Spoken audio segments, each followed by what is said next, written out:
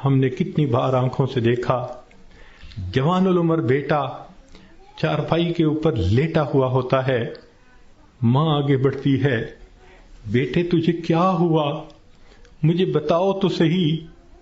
بیٹا خاموش ہوتا ہے، ماں رو کر کہتی ہے بیٹے تم تو میری ہر بات پہ لبیک کہا کرتے تھے، تم میرے اتنے فرما بردار بیٹے تھے، کیا ہوا؟ بیٹا اپنی اماں سے نہیں روٹھا کرتے، نہیں خفا ہوتے، بتاؤ تمہیں کیا ہوا؟ بچہ خاموش ہوتا ہے، بالآخر بیوی آگے بڑھتی ہے، میرے سرتاج، میرے ہمراز، مجھے تو بتائیے کیا ہوا؟ اگر آپ میری کسی بات پہ خفا ہیں میں آپ سے سوری کر لیتی ہوں، معافی مانگ لیتی ہوں، مجھے بتائیں کیا ہوا؟ نوجوان خاموش ہوتا ہے، بہن آگے بڑھتی ہے، میرے ویر مجھے بتائیں تو صحیح کیا ہوا؟ خاموش ہوتا ہے، بہن کہتی ہے کہ مجھے بتائیں، میں ابھی ڈاکٹر کو بلواتی ہوں، مگر جوان کوئی جواب نہیں دیتا۔ بیٹی آگے بڑھتی ہے، ابو مجھے بتائیں تو صحیح کیا ہوا؟ ابو میں آپ کی بیٹی ہوں، میں آپ کی خدمت کے لیے 24 گھنٹے حاضر ہوں، کچھ کھانا ہے یا پینا ہے مجھے بتائیے، کوئی کام ہے مجھے بتا دیجئے، ابو مجھے بتائیں تو صحیح کیا ہوا؟ باپ خاموش ہوتا ہے، بیٹی روتی رہ جاتی ہے، ماں پھر آگے بڑھتی ہے، بیٹے میں نے کال کر دی ہے، ابھی ڈاکٹر کو بلواؤں گی، تمہارا علاج کرواؤں گی۔ بیٹا خاموش ہوتا ہے، اسی خاموشی کی حالت میں ماں دیکھتی ہے، آنکھیں کھلی رہ گئیں، روح نکل گئی، وہ اپنے کانپتے ہاتھوں کے ساتھ جوان بیٹے کی آنکھوں کو انگوٹھے رکھ دیتی ہے۔ اس ماں نے کبھی سوچا بھی نہ تھا میں بڑھاپے میں جوان بیٹے کی آنکھیں بند کروں گی۔ جب بچے کی روح نکل جاتی ہے، سب رو رہے ہوتے ہیں، کہنا شروع کر دیتے ہیں میت کو فلاں کپڑے میں رکھ دو، تھوڑی دیر پہلے یہ کسی کا باپ تھا، یہ نوجوان کسی کا بیٹا تھا، کسی کا بھائی تھا، کسی کا خاوند تھا، اب کیا ہوا؟ سب نے اس کو میت میت کہنا شروع کر دیا۔ تو جواب ملے گا اصلی انسان تو چلا گیا، یہ اس کا جسم باقی ہے، اس کو بھی ہم اس کے اصلی گھر پہنچائیں گے۔ چنانچہ اس کو نہلا دیا جاتا ہے، کفنا دیا جاتا ہے اور جنازے کا اعلان کر دیا جاتا ہے۔ اس کو لینے کے لیے کئی رشتہ دار کمرے کے اندر آ جاتے ہیں، بھئی تم کیوں آئے ہو؟ ہم اس کو اس کے اصلی گھر پہنچانے کے لیے۔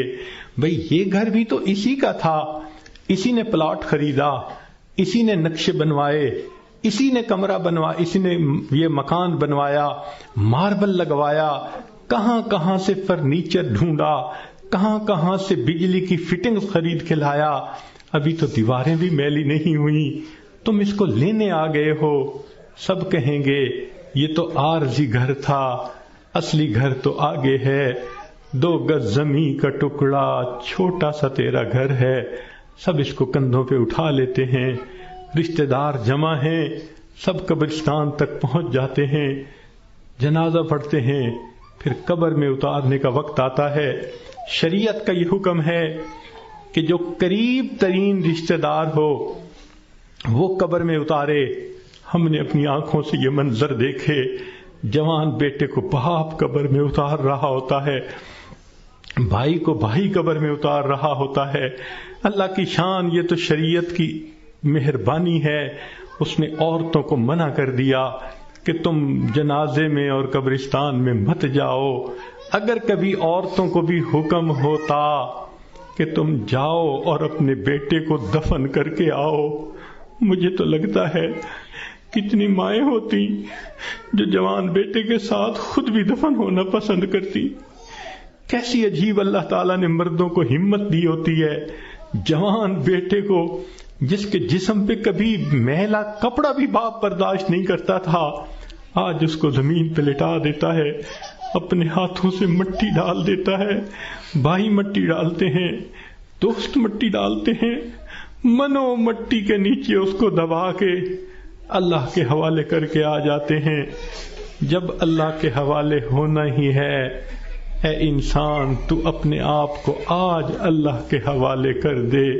اللہ میں اپنے آپ کو آپ کے حوالے کرتی ہوں، جو آپ کا حکم ہوگا میں اس پہ چلوں گی، جو گناہ ہوگا میں اس سے بچوں گی۔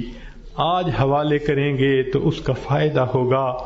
چنانچہ انسان کو بالآخر اللہ کے حضور جانا ہی ہے۔ حضرت علی اللہ عنہ فرمایا کرتے تھے، موت کی تکلیف کینچیوں سے کتر دینے سے زیادہ سخت ہوتی ہے، موت کی تکلیف دیگ میں بھون دینے سے زیادہ سخت ہوتی ہے۔ اگر موت کی تکلیف کا اندازہ لگانا ہو تو آپ عورتوں کو تو بہت آسانی سے لگ سکتا ہے۔ کئی مرتبہ آگ پہ کھانا بناتے ہوئے آپ کی انگلی جلی ہوگی، کتنے دن اس کی تکلیف رہتی ہے۔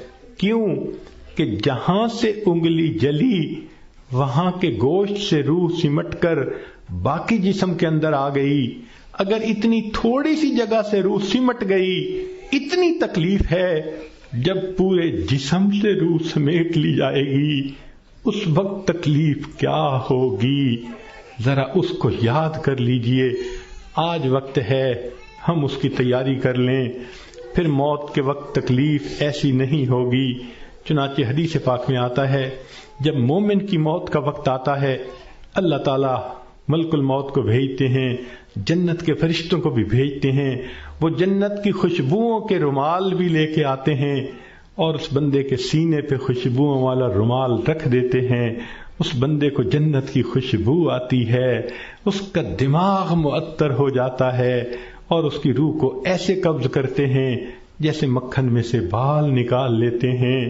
جب اس کی روح کو لے کے چلے جاتے ہیں اللہ تعالیٰ فرشتوں کو حکم فرماتے ہیں، دیکھو یہ میرا نیک بندہ تھا، روح کو قبض کر لیا گیا، اب جدھر سے اس کا جنازہ گزرے گا تم راستے کے دونوں طرف ادب سے کھڑے ہو جاؤ۔ سبحان اللہ، مومن کی کیا شان ہے، جہاں جہاں سے جنازہ گزرتا ہے فرشتے راستے کے دونوں طرف ادب سے کھڑے ہوتے ہیں۔ حدیث پاک میں آتا ہے، جس جگہ یہ بیٹھ کر نماز پڑھتا تھا زمین کا وہ ٹکڑا رو رہا ہوتا ہے، جہاں قرآن پڑھا کرتا تھا زمین کا وہ حصہ رو رہا ہوتا ہے، آسمان کے وہ دروازے روتے ہیں جہاں سے اس کے لیے رزق اتارا جاتا تھا۔ سبحان اللہ، یہ اللہ کے عاشق کی موت ہے۔ اس لیے کہا گیا کہ عاشق کا جنازہ ہے، ذرا دھوم سے نکلے، محبوب کی گلیوں سے ذرا گھوم کے نکلے۔ یہ عاشق کا جنازہ جا رہا ہے۔ پھر اس کو جب دفن کیا جاتا ہے حدیث پاک میں آتا ہے اللہ تعالیٰ فرشتوں کو فرماتے ہیں، یہ میرا بندہ دنیا سے تھکا ماندہ آیا ہے، جاؤ اور اس کو جا کر کہہ دو نم کنومت العروس، دلہن کی نیند سو جا۔ فرشتہ آ کے خوشخبری دے دیتا ہے تم دلہن کی نیند سو جاؤ۔ یہاں محدثین نے نکتہ لکھا، یہ کیوں نہ کہا میٹھی نیند سو جاؤ، آرام کی نیند سو جاؤ، گہری نیند سو جاؤ، یہ کیوں کہا کہ دلہن کی نیند سو جاؤ؟ تو اس کا جواب انہوں نے یہ دیا کہ دلہن جب پہلی رات اپنے کمرے میں جا کر سوتی ہے اس کو وہی جگاتا ہے جو اس کا خاوند، اس کا محبوب ہوتا ہے۔ یہ مومن آج قبر میں دلہن کی نیند سو رہا ہے، کل قیامت کا دن جب ہوگا اس کو وہی جگائے گا جو اس کا محبوب حقیقی ہوگا۔ چنانچہ مومن قبر سے اٹھے گا، آواز آئے گی یا ایتھا النفس المطمئنہ ارجعی الی ربک راضیۃ مرضیہ فادخلی فی عبادی وادخلی جنتی۔ مومن کی آنکھ کھلے گی، اللہ تعالیٰ مسکرا کر اس کا استقبال کریں گے۔ یہ کیسا خوش نصیب انسان ہے کہ جس نے اچھی زندگی گزاری، آج یہ دنیا سے آخرت کی طرف کامیاب ہو کر چلا گیا۔ اللہ تعالیٰ ہمیں بھی ایسی کامیابی والی زندگی گزارنے کی توفیق عطا فرمائے۔ وآخر دعوانا ان الحمد للہ رب العالمین۔